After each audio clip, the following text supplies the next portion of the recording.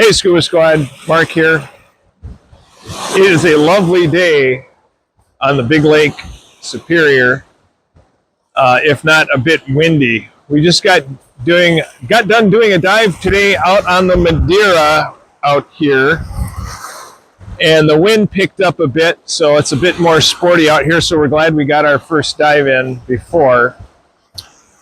So the Madeira was a 400-foot steel schooner barge that was in tow by the William Edinborn on November 28th of 1905. And they were caught in a very severe storm.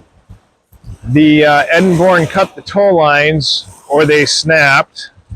We don't know which.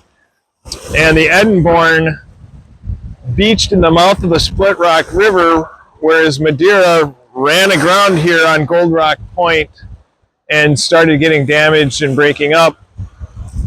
One crew member was able to climb the rock surface and lower a rope down, and the rest of the crew except one was able to climb the rope, and they were all saved. So he was a hero.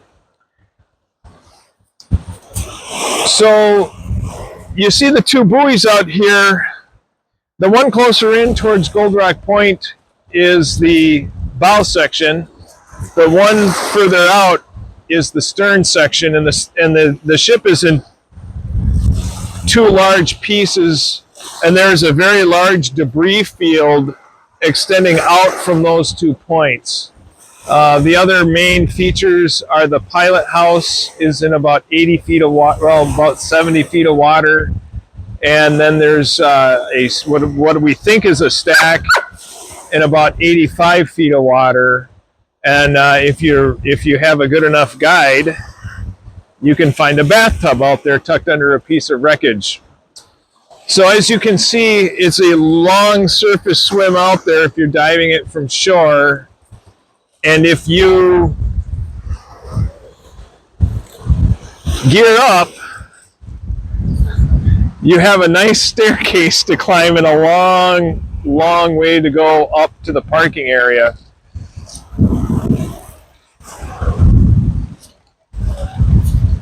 So if you are going to dive the Madeira, keep in mind a few things.